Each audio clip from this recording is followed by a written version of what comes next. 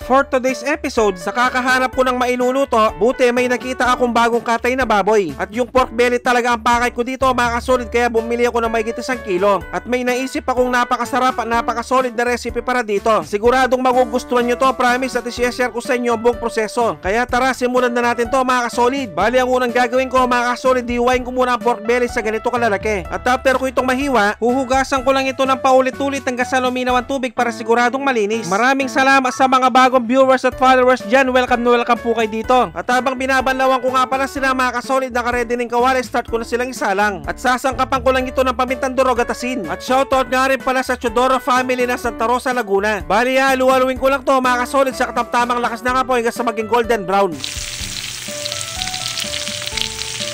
At pagkalipas lamang ng ilang minuto, mga kasolid, pwede na to. At start na ako maggisa ng sibuyas at bawang. Hindi na nga pala ako naglagay ng mantika dito, mga kasolid, dahil yung mantika ng baboy ang ginamit ko. At kung umabot na kayo sa part ng episode na to, mga kasolid, pwedeng paki-comment naman kung tagasan ka para malaman ko kung saan umabot ang video to. Maraming salamat. Sunod ko na itong lagyan ng bagong at halu-haluin. At siguradong nakasuporta din ngayon si Charis Gail Bautista ng Bulacan. At si Gerald at Jasmine ng Korea. Maraming salamat sa panonood. At after ko itong mahalo, mga kasolid, ibubuhos ko naman yung pangalawang pigang gata. Bale, palalambutin pa natin to, mga kasolid. Balikan natin mamaya. At habang naghihintay tayo, manghihiwa muna ako ng napakaraming siling pansigang. At siguradong may idea na kayo sa recipe na to, mga kasolid, pwedeng paki-comment naman.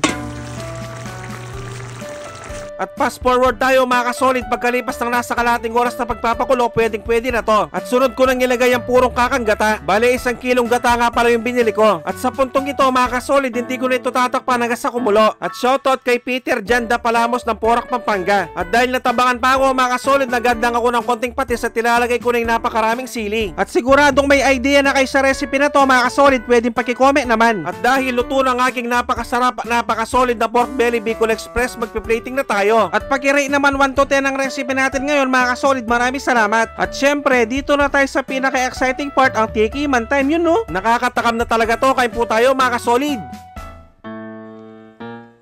Sus Mariosep, kanyama na po. Grabe, mga kasolid, napaka-creamy at napakasarap. At siguradong mapapahanap ka talaga ng kanin pag ganito ang ulam mo. At eto nga rin pala yung sinasabi nilang unang kagat, kanin agad. At bibigyan ko na kayo ng pangmalakasang perfect bite para dito. Yung sasalok pa ng laman tapos irerekta mo sa kanin, napaka-perfect nito, mga tampo. Taksya po, nakalasa ng kalasa. At kung tiyempong hating gabi nyo naman napanood to, mga kasolid, mag-automatic pansit kanto na lang kayo, mga bossing. Dapat yung spicy, ha. At siguradong nanonood din ngayon si Victor Sulyan ng Alberta, Canada. At pinapa-shoutout niya rin ang mga taga Davao City. Maraming salamat sa mga walang sawang sumusuporta at sumusubaybay sa aking mga video. At sa mga walang sawang nag-share, maraming salamat, napakasolid nyo. Sobrang na-appreciate namin kayo lahat. At sa mga walang sawang nag-share, maraming salamat, napakasolid nyo. Sobrang na-appreciate namin kayo lahat. Magkita-kita ulit tayo next episode. Maraming salamat sa panonood. Mag-ingat ang lahat. Basta Kapampangan, manyaman!